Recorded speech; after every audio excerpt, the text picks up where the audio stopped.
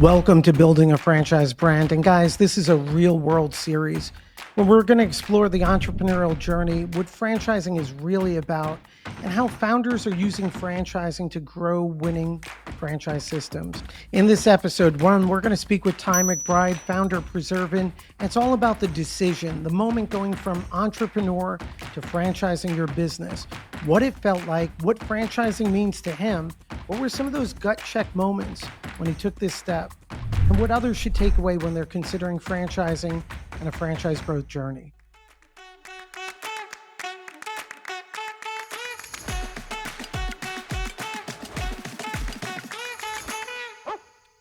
So Ty, this is episode one, and this is a journey for us also, but all focused on the decision where you are becoming a franchisor. And from everyone out there, Ty, who are you and what's Preservan? Well, Charles, thanks for having me. So Preservan, and who am I? So I'm Ty McBride. I am the founder and CEO of Preservan. Preservan's a home service brand that specializes in wood repair and care. And so if you just think about things on the outside of the house primarily that are going to rot and decay and get old and ugly, that's what we do. We fix them so people don't have to replace them. So that's what we do. We've been franchising for a few years now, and we sat today with 17 locations, primarily in the Southeast. Okay, so home service category, a service that's needed. You're a franchisor, 17 franchisees. Ty, let's go back in time. Like, how'd you get here? Like, I know you were in the construction industry generally. How do you go from where you were with big projects and other things you were doing to preserving to franchising? Like, take us back on Yeah. how, take us back to how do we get to a starting point? Well, goodness, I don't know how far back I should go, but I'll go back a little ways. So Charles kind of pointed out, I owned a historic preservation contracting business. I've been in the construction industry. My family's been in it for decades. But kind of my unique thing was to kind of go into historic preservation. And I just kind of followed that passion, followed that through. And it took me to some really interesting places doing massive projects, doing historic window and door restoration. But for me, kind of what is Preservan today, I think honestly kind of began with COVID. That was kind of this like watershed moment where we had to make decisions about our business that we knew were going to kind of affect the next, you know, 10 to 20 years, but we also didn't know what the next 10 to 20 years were going to look like. And so we were trying to make decisions in that period about what's the next thing as all this chaos was happening around us. So you develop Preservant, which is not a general contractor or a big model. As an entrepreneur, you decided, hey, I want to streamline business. We're going to focus on a need, wood rot repair. Um, you start Preservant. How does franchising come about? How does the decision even come about? What does that look like? What did you even like? How did you go about the whole process? Yeah. So I'm running this construction business, this historic preservation construction business. And I remember it very clearly because we had landed a project in Fort Riley, Kansas. It was a very large project. It was a constant anxiety nightmare for me. It was like the day we signed the contract was the best day ever. As we rolled into 2020, every single time I had to make the 4.5 hour drive from Oklahoma City to Fort Riley was the longest drive. And it was like just stress the whole time going there and then stressing the whole time going back, having to work on these big projects. And I knew that wasn't the space I wanted to be in. Like that 8 hours or 9 hours I would spend in the car driving to that project for meetings, I would just think about how I missed working in my neighborhood. And I wanted to get back there as soon as possible. Like I constantly thinking about that. And the franchising bug, interestingly enough, I never really thought about franchising, except for a business kind of mentor coach had handed me, the book that everybody gets handed when they're struggling with their business is the E Myth. They always get handed the E Myth. And throughout the E-Myth, I'm listening to it on this like 9.5 hour drive. I'm listening to it. And I remember, there's the part where he starts talking about, you know, run your business like a franchise. And I'm trying to figure out how in the heck I'm going to run this like massive construction mess like a franchise. And I just could not get it. I was like, it won't work. This business like completely relies on me. It relies on my experience. It relies on my knowledge. It relies on me to drive 4.5 hours to set in a pre-construction meeting. I can't make it work. And I was like, well, I need more information. And so I just got on. I listened to so many hours of podcasting about franchising. I was like, well, he says run it like a franchise. I need to learn more about franchising. So I would just listen to hours and hours of podcasting on these drives about franchising. And that's kind of where, I was like, well, could I build a business that could franchise? Like that was kind of the thought that happened as I kind of was stuck in these long drives to go to this miserable project I had. Ty, because right, you're even speaking to me here, right? As we built our firm, and I remember decades ago reading the E-Myth, and as you bring it up now, I'm like, have I even, we're trying to build our firm and our business model. Really, we serve franchisors, but trying to build our model as a franchise. Like for all of us, like all the entrepreneurs out there, like we all have this self doubt and are questioning, like, why aren't I like where I should be, or feeling like you're behind. What was that like for you? Like in terms of, did you feel like you weren't where you should be when you entered the franchise space? Yeah, when we started the process of franchising, I like it. I every single day was wondering, like, is this what I'm even supposed to do? And I think there was some voices around me that were kind of asking the same question, like, what are we doing here?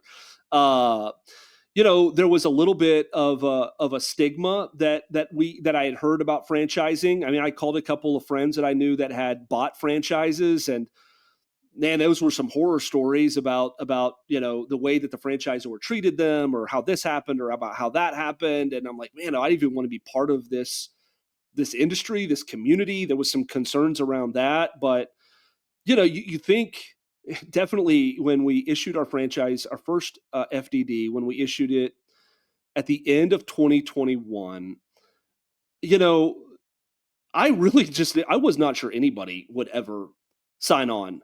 And I was like, and and I think everyone that signed on since then, I still am surprised. In some ways, I'm still like, wow, I can't believe it that somebody else believes this thing that I believe, because you spend so long not really sure if it's a real thing, or if you can really build a brand this way. Ty, knowing what you know now, if I ask you what franchising means to you, what is it all about? What's your answer to that? Knowing what I know now, franchising for me is about building a business together. That's kind of how I view it. Because of the way that we started, our first three franchises were people that I knew personally, that were definitely putting a lot of trust in us, and knowing that like we were building with them. I think in some of your podcasts you've talked about like seasoning the franchise, and that seasoning was that time where we were learning from them and they were learning from us, and that's continued to happen. And so that's how I think about franchising. Is I call it a built together business, that our franchisees are building this along with us, and we're kind of on this mission together to serve our neighbors collectively with local ownership. So outside looking in, right? Today you have a good number of franchisees. You're building a voice for your brand and your franchisees. I see you on YouTube celebrating uh, their successes, their wins. Mhm. Privately, we talk about concerns we all have as business owners, right? And how to keep moving the needle and improving things. And you said 2021 you issued your FDD. If you if you had to describe the process or the phases from issuing the FDD, and I felt I had no idea, to where you are now. How does that all come together? Like someone who has a successful business thinking about franchising. I mean, you're in a world that didn't exist in 2021. Your franchisees, your family's involved, you're focused on mission, you're on YouTube, you're at broker conferences. Like, how do you connect those dots in this time period? Yeah, man. Most of connecting the dots has just been, I think, a lot of just like blessing and fortune, and some of that kind of just like that fear of like, I don't know what I'm doing has really helped, because I spend so much time like reaching out for people for information. When we first joined, what I think about when I think about those stages, so we get those first like three that were friends and family kind of connections, and then we're like, okay, well, what's next? How do we go beyond that? I remember joining a broker network, and when I joined the broker network, you do all the things that the person at the broker network tells you to do, and the newsletters and the whatnots. And we went several months with like nothing, no traction, nobody calling, no territory checks, nothing at all. And same business coach, meeting with him again, he said, well, Ty, what are you doing? And I was like, well, I'm doing these I'm sending the emails, and I'm doing this. And he was like, why don't you pick up the phone and call them? And I was like, well, I have. And he's like, well, what are you calling them to do? I was like, well, I'm calling them to tell them about Preservan. He was like, why don't you reach out to them and tell them you want to learn about franchising? And my wife and I sat down and we wrote an email, and we just started sending that email to the brokers in one of the networks.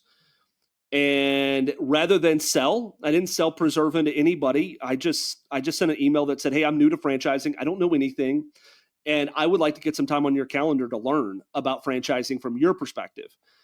And all of a sudden, and this is what was crazy, all of a sudden, my calendar filled up with calls with brokers. And those brokers were incredibly generous to share what they wanted from a franchisor. And that was probably some of the best education that I got, at least on how to work with brokers, because I understood what they expected in communication, what they wanted to see in the development process, how they wanted to see their candidates treated, how best to communicate with them as things went on. Like that was like that was like a game changer for us, was really to have, I had 20, 30 calls like this. And one of those calls led to our first broker deal, which was our fourth franchise. And so that's where a broker referred a franchisee candidate, and you guys closed that deal and onboard a good franchisee. Yeah. Ty, the couple of things, right? What were some gut check moments, right, along the way so far? And you're at the initial stages of this journey, but what are some of the moments where you've taken pause and really had to recalibrate or think things through? In the early stages, some gut check moments were with our initial FDD we put out. That was one of the first like major gut check moments. We worked with an attorney. It was during COVID. It was a lot of like crazy things going on. But when we actually started to really put it out there, we realized that we had something that wasn't right for our business. And that was like a real, you say gut check, that was more like a gut punch, because you spend a lot of money on these things. You pay all this money, and then to realize that like, oh no, my territory structure is wrong.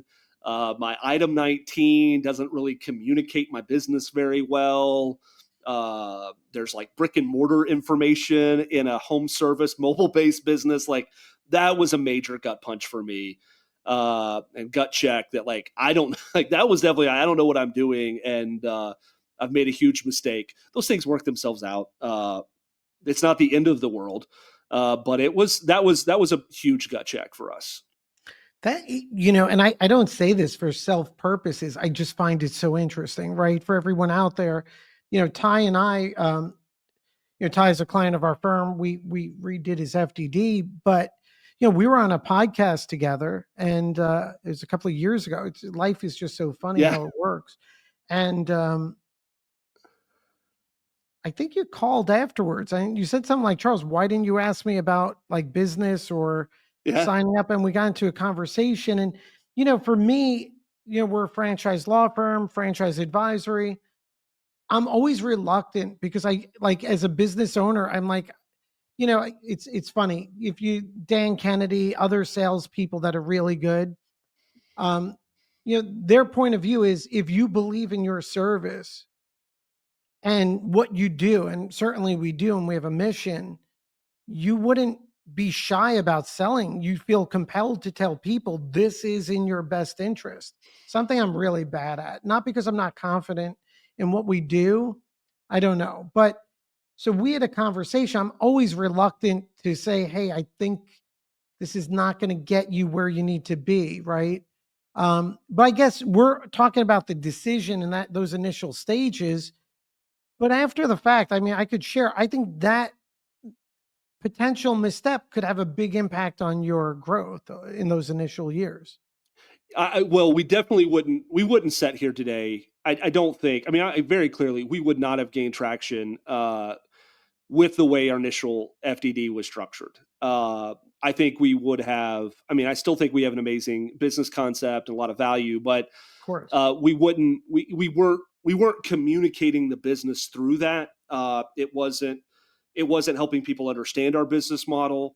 It was limiting us on what we could disclose or talk about. There was so many different kind of like problems with it that I think we just wouldn't have been able to make. And it's you go when you go into franchising. For anybody that's like thinking about franchising or franchise, you learn how like that basic legal framework that you're going to put together is the most. I mean, outside of it, you have a good business that's profitable and systematized and all that.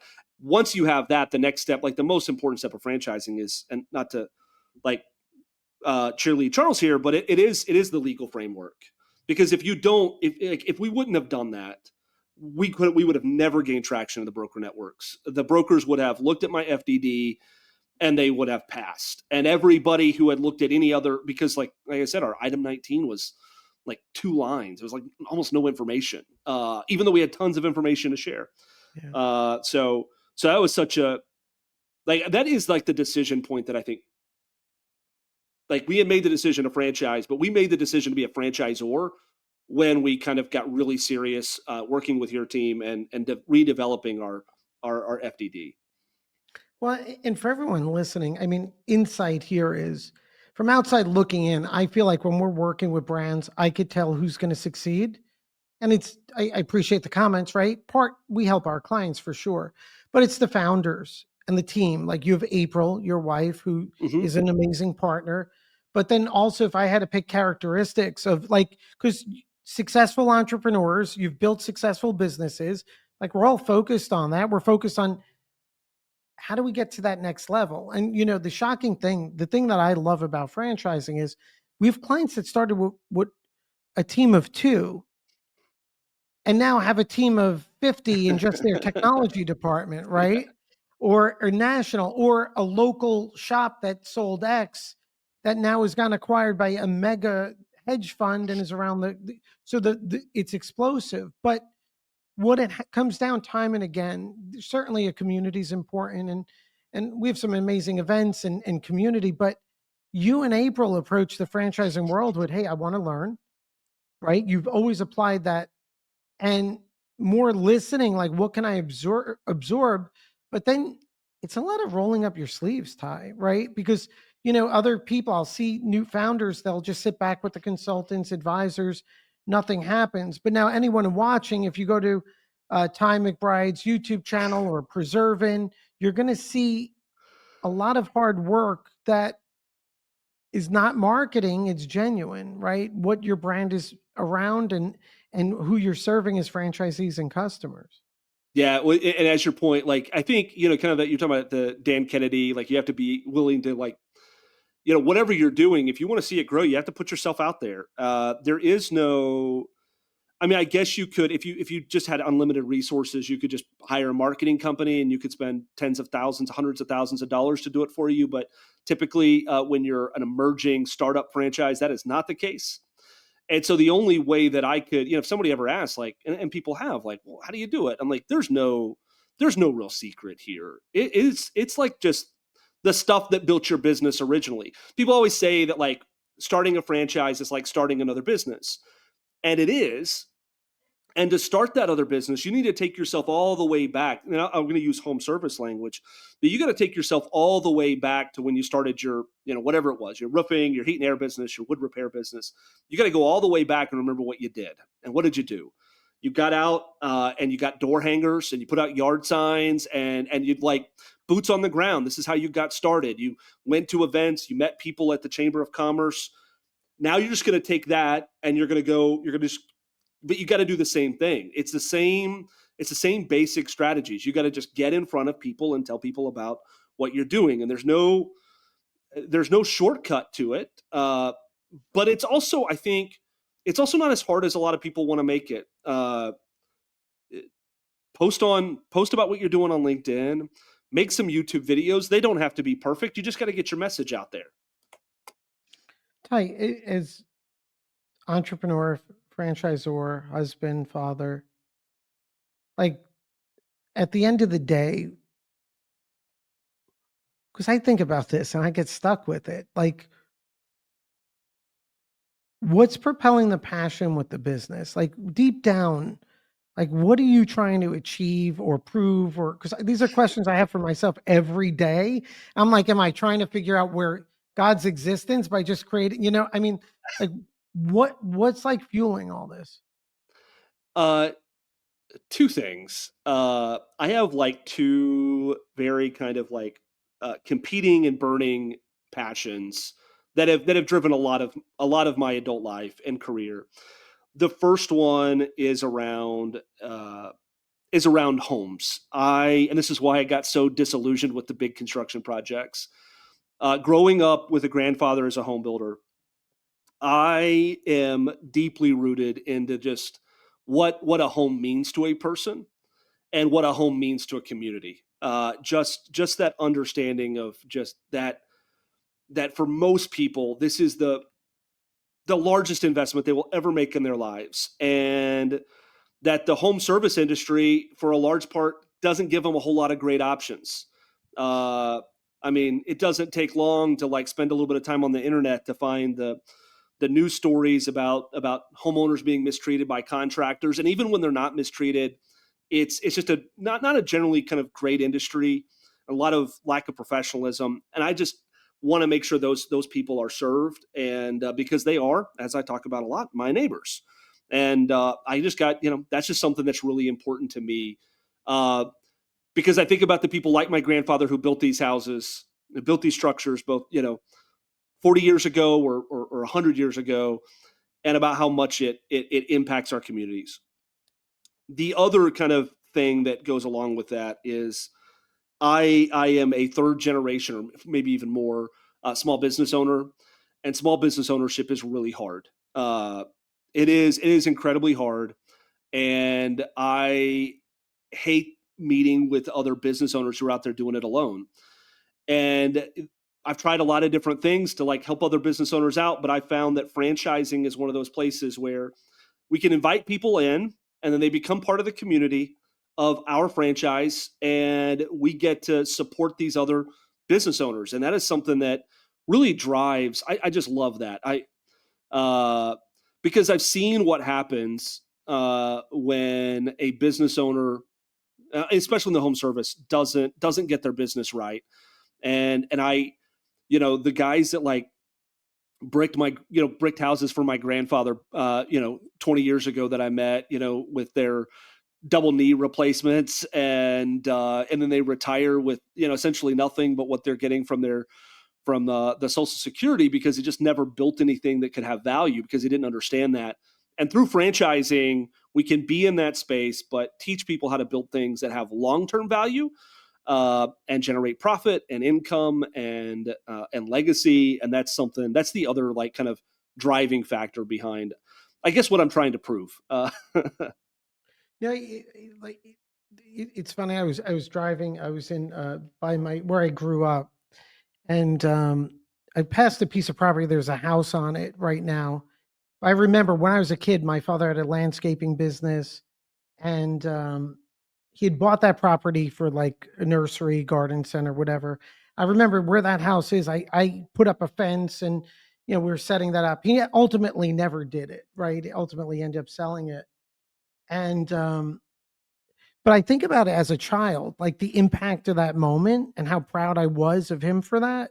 Yeah. Also, not on the other side of not doing it, but there's something very powerful in and I feel like it's a dying breed too. Everything's getting bigger, Hmm. Wall Street versus Main Street, and but I also feel like it fuels the nation, right? If you think about the impact of people that work for you, Yeah. and that's I guess I'm interjecting. That's why I love watching these journeys. I get so excited when I see you and April and our clients. I love when you guys at Frank Camp, we had an event here at our office. We're in a giant over 100 and something year old estate home. And first thing April said is you have a lot of wood windows and rot on the window. Um, it because I guess it permeates into everything, right? Your kids, how they view the world, and I guess that's what it is. It's really entrepreneurship affects how you view the world.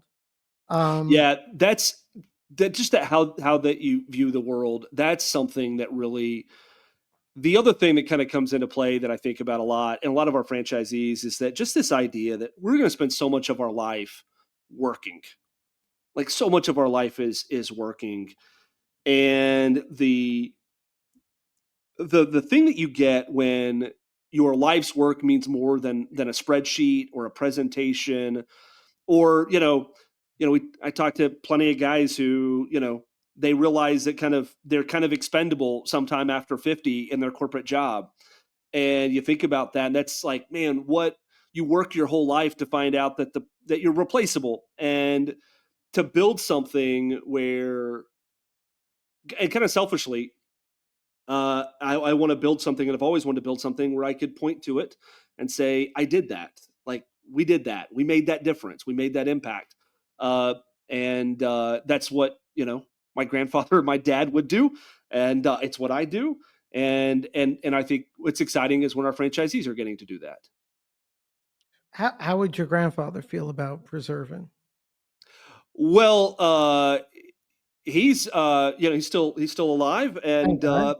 well, he just retired, or not retired. He just stopped competing in horse riding at 80, whatever he is. My grandmother's like, you have to stop. You have to stop. You cannot continue in these competitions for pinning, is what he was doing. But no, uh, he really appreciates it and he understands it, and he is probably it's great to kind of share what we're doing. I think he thinks it is about as crazy as I thought it was when I first started. Like, you're like, this is happening like all over now. Like there's Florida and there's Virginia and these other places, but no, it's very very proud of what we've built, and I think it's all part of our legacy as we kind of build on top of these things. Tight. So this our first episode, right? This is building a franchise brand, and we're going to dive a lot deeper as we wrap up here, Ty. Like entrepreneurs, business owners out there, it's definitely not for everyone, and it needs to align with goals, right? But how should someone who's watching this video thinking about it, how should they feel about franchising or think about it, and what should they be evaluating? Well, if somebody asked me, should I franchise my business or what should I expect, or those kind of things, outside of the basics of like, do you have a good idea and is it profitable at the local level? Outside of that, when you think about just like, are you ready for franchising? It really comes. Are you ready to build something with these other people, and are you ready to support them? I think that that's ultimately it, because it can't be just about selling franchises, because you will have even you'll have a miserable life if you focus on franchise sales, because if you are good at it and you do sell some, then you'll end up with problems and you won't be ready for those. And so I think you really have to have kind of a servant heart, that you want to serve your franchisees. So you're prepared and you're willing to kind of build a team around that culture of service.